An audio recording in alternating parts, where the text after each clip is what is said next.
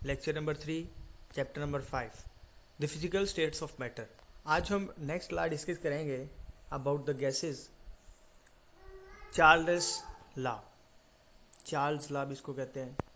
Start करते हैं। Statement: the volume of a given mass of a gas is directly proportional to the absolute temperature if the pressure is kept constant. Charles ने एक statement दी, एक law पेश किया। उसने कहा the volume of given mass of gas is directly proportional to absolute temperature. उसने कहा कि वॉल्यूम और टेम्परेचर के दरमियान डायरेक्ट रिलेशन होता है। डायरेक्ट रिलेशन एक ऐसा रिलेशन है जिसमें अगर एक चीज़ बढ़ाने से दूसरी चीज़ भी बढ़ती है और दूसरी चीज़ बढ़ने से पहले वाली चीज़ भी बढ़ जाती है। यानी कि अगर एक चीज़ को कम करें तो दूसरी चीज़ भी कम हो जाती है, और अगर एक चीज़ को बढ़ा दें तो दूसरी चीज़ भी ऑटोमेटिकली इंक्रीज हो जाती है if the pressure is kept constant. और यहाँ पे आपने दो चीज़ों के दरमियान रिलेट किया, एक वॉल्यूम और टेम्परेचर को, कि इन दोनों के दरमियान डायरेक्ट रिलेशन है, और प्रेशर को उसने क्या किया, कांस्टेंट रखा, प्रेशर को चेंज नहीं किया। उसने कहा अगर प्रेशर को कांस्टेंट रख दें तो वॉल्यूम और टेम्परेचर के दरमियान डायरेक्ट रिलेशन होता है।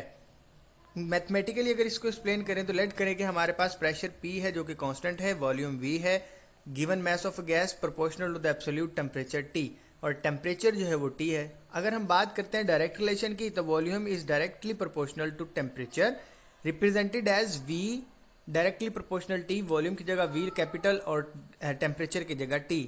और यहाँ पे अगर प्रोपोर्शनलिटी साइन को खत्म करें तो एक कांस्टेंट यूज करते हैं, V is equal to K T, या अगर हम प्रोपोर्शनलिटी कांस्टेंट को एक साइड पे कर दें, प्रोपोर्शनलिटी कांस्टेंट को एक साइड पे कर दें, और टेम्परेचर इधर इसके साथ k के साथ मल्टीप्लाई हो रहा है, इधर आके डिवाइड हो जाएगा, and k will become is equal to v over t। k is equal to v over t या v over t is equal to k। ये इसका एक मैथमेटिकल रिलेशन था। सबसे पहले हमने पढ़ा कि इसकी स्टेटमेंट पढ़ी कि वॉल्यूम जो है वो डायरेक्टली प्रोपोर्शनल होता है टेम्परेचर के, जबकि प्रेशर को हम कांस्टेंट रखते हैं।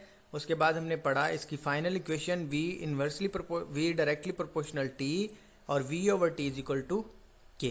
नेक्स्ट देखते हैं, if the pressure of gas is increase the volume will also increase. हमने पहले पढ़ा कि अगर टेम्परेचर बढ़ाएंगे तो वॉल्यूम भी बढ़ेगा। When the temperature is change T1 to T2, जब हम टेम्परेचर को T1 से T2 चेंज किया, the volume will also changes from V1 to V2। जब टेम्परेचर को चेंज किया तो वॉल्यूम भी चेंज हो गया। The mathematically form Charles law will be as, अगर हम इस इक्वेशन को यूज करें V ओवर T, तो V की जगह V1 पुट कर दिया, T की जगह T1 पुट कर दिया, इज इक्वल टू K। और जब टेम्परेचर चेंज हुआ तो वॉल्यूम भी चेंज हो गया, तो V2 over T2 is equal to K। तो दोनों कांस्टेंट जब बराबर हैं, K भी को इधर भी K, जब लेफ्ट हैंड साइड इनकी राइट हैंड साइड इनकी बराबर हैं, जब दोनों एक दूसरे के इक्वल हैं, तो हम यूं कह सकते हैं कि इनकी लेफ्ट साइड भी एक दूसरे की इक्वल होंगी। क्लियर? तो V1 over T1 become is equal to V2 over T2। तो ये इनका एक फाइनल रिलेशन आता है कि V1 over T1 is equal to V2 over V2 over T2। Experimental verification की बात करते हैं कि एक्सपेरिमेंटली इसको कैसे वेरीफाई किया जाता है। तो कंसीडर करें कि हमारे पास एक पिस्टन वाला फ्रिक्शनलेस पिस्टन था जो खुद ब खुद मूव कर सकता था। उसके ऊपर हमने एक प्रेशर रख दिया, कोई वेट रख दिया जो कि उसके ऊपर प्रेशर लगा रहा है, और वो हमने कांस्टेंट कर दिया, एक ही रखा, उसको चेंज नहीं किया। लेट के इनिशियल जो इसका टेम्परेचर था वो 25 डिग्री था, जो कि बेसिकली रूम टेम्परेचर होता है, और उसका जो वॉल्यूम था वो था 50 सेंटीमीटर क्यूब। अब जैसे ही हमने इसका टेम्परेचर 100 किया, T2 हमने 100 कर दिया, तो उसका वॉल्यूम जो था वो हो गया 62.5 centimetre cube. It's mean that अगर हम टेम्परेचर को बढ़ाएंगे तो वॉल्यूम भी बढ़ जाएगा। तो यही तो वेरीफाई किया कि उसने भी तो यही कहा था कि जब प्रेशर को कांस्टेंट रखेंगे तो जो टेम्परेचर है वो डायरेक्टली प्रोपोर्शनल होगा वॉल्यूम के। तो वॉल्यूम जो है वो इंक्रीज करेगा जब टेम्परेचर जो है वो इंक्रीज करेगा।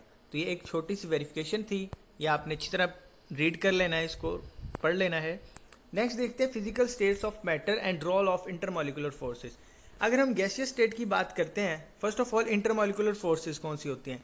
इंटर दरमियान में मॉलिक्यूलर फोर्सेस यानी ऐसी फोर्सेस जो दो मॉलिक्यूल को आपस में जोड़ के रखती हैं। वो गैस मॉलिक्यूल भी हो सकते हैं, लिक्विड मॉलिक्यूल भी हो सकते हैं, और सॉलिड मॉलिक्यूल भी हो सकते हैं। अगर आप इस फिगर के अंदर देखें तो ये गैस मॉलिक्यूल्स हैं। गैस मॉलिक्यूल्स के दरमियान इंटरमॉलिक्यूलर फोर्सेस बहुत वीक होती हैं। जब इंटरमॉलिक्यूलर फोर्सेज इनके दरमियान वीक होती हैं तो इसका मतलब है ये एक दूसरे से बहुत सेपरेट होते हैं, दूर दूर होते हैं। अगर लिक्विड मॉलिक्यूल की बात करें तो लिक्विड मॉलिक्यूल्स एक दूसरे के गैसेस की निस्बत करीब होते हैं क्योंकि इनके दरमियान इंटरमॉलिक्यूलर फोर्सेज कम होती हैं, सॉरी ज़्यादा स्ट्रॉन्ग होती हैं एज कम्पेयर टू गैस। और अगर हम सॉलिड की बात करें तो सॉलिड में गैस और लिक्विड दोनों के मुकाबले में इनकी इंटरमॉलिक्यूलर फोर्सेज जो हैं वो बहुत स्ट्रॉन्ग होती हैं, जिसकी वजह से इनके जो मॉलिक्यूल्स हैं वो वेल अरेंज्ड होते हैं और वेल डिसिप्लिन्ड, बहुत एक दूसरे के करीब करीब मोस्ट क्लोजर होते हैं, क्लियर, क्लोजेस्ट होते हैं as compared to gas, as compared to solid, इन दोनों एज कम्पेयर टू लिक्विड, इन दोनों की निस्बत जो सॉलिड के मॉलिक्यूल्स होते हैं वो एक दूसरे से बहुत करीब करीब और बहुत ही टाइटली बॉन्डेड होते हैं। अगर हम मेल्टिंग और बॉइलिंग पॉइंट्स की बात करें तो जिनकी इंटरमॉलिक्यूलर फोर्सेस बहुत ज़्यादा होंगी उनके मेल्टिंग और बॉइलिंग पॉइंट्स ज़्यादा होंगे। अगर हम गैसेस की बात करें तो इनके मेल्टिंग और बॉइलिंग पॉइंट्स बहुत ही लो होंगे, थोड़ा सा हीट करेंगे तो जल्दी से बॉयल हो जाएगी, जल्दी से मेल्ट हो जाएगी, क्लियर। और अगर हम लिक्विड की बात करते हैं तो लिक्विड के एज कम्पेयर टू गैसेस थोड़े ज़्यादा होंगे। और अगर हम सॉलिड की बात करें तो इनके मेल्टिंग पॉइंट, बॉइलिंग पॉइंट बहुत ही ज़्यादा होंगे, क्लियर। तो ये हमारा आज का टॉपिक था जिसके अंदर हमने चार्ल्स लॉ पढ़ा। चार्ल्स लॉ क्या होता है उसको डिस्कस किया, उसके बाद उसकी वेरिफिकेशन पढ़ी, उसके बाद इंटरमॉलिक्यूलर फोर्सेज जो हैं वो इन मैटर की स्टेट्स के ऊपर किस तरह इफेक्ट करती हैं। ये हमारा आज का